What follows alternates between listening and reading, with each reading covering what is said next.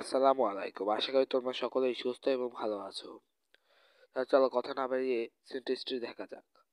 What's up, এটা একটি phrase যার অর্থ হলো কি খবর।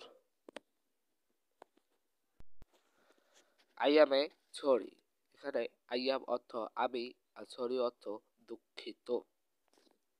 পরবর্তী সেন্টেন্সটি হলো ইট ওয়াজ ভেরি ইজি, এটা খুব সহজ ছিল।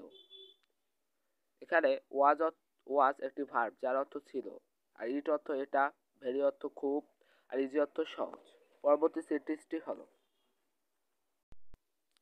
ডোন্ট টক, কথা বলবেন না।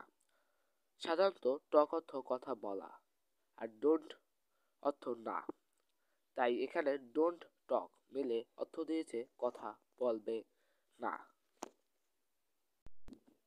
হোয়াট নাও, এখন কি। হোয়াট অর্থ কি, আর নাও অর্থ এখন। আই এম ফ্রি নাও, আমি এখন ফ্রি। এখানে আই এম অর্থ আমি, ফ্রি অর্থ ফ্রি, নাও অর্থ এখন। স্টে হেয়ার, এখানে থাকো। সাধারণত হেয়ার অর্থ এখানে, আর স্টে অর্থ থাকো, তাই এখানে স্টে হেয়ার পেলে অর্থ দিয়েছে এখানে থাকো। নাথিং ইলস, আর কিছু না। নাথিং অর্থ কিছু না, আর ইলস মানে আর, তাই নাথিং ইলস মিলে অর্থ দিয়েছে আর কিছু না। গো টু বেড, শুতে যাও। সাধারণত টু এর পর ভার্বে বিহন হয়, আর ভার্বে বিহনের সাথে টু মিলে অর্থ দেয় শুতে। এখানে বেড অর্থ শোয়া, তাই এখানে টু বেড মানে শুতে, আর গো অর্থ যাও, তাই এখানে গো টু বেড। এই তিনটি সেন্টেন্স মিলে অর্থ দিয়েছে শুতে যাও। টেক কেয়ার, যত্ন নেবেন। এখানে টেক মানে নেওয়া বা নিবেন, আর কেয়ার অর্থ যত্ন, তাই এখানে টেক কেয়ার দুটি ওয়ার্ড মিলে অর্থ দিয়েছে যত্ন নেবেন। বি কুইট, শান্ত হও।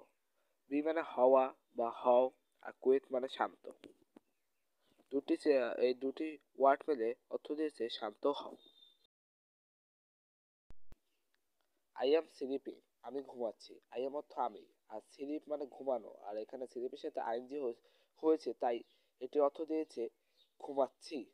আই এম এবং স্লিপিং দুটো মিলে অর্থ দিয়েছে আমি ঘুমাচ্ছি। বি হ্যাপি, খুশি থাকো। এখানে বি হ্যাপি একটি ফ্রেজ, ইংলিশ ফ্রেজ, তাই এখানে বি হ্যাপি মানে খুশি থাকো, আর সাধারণত হ্যাপি অর্থ খুশি। তাই আজকের ভিডিওটি এই পর্যন্তই। আর নতুন ভিডিও পেতে আমার চ্যানেলটি প্লিজ সাবস্ক্রাইব করো এবং এই ভিডিওটি বেশি বেশি শেয়ার করো।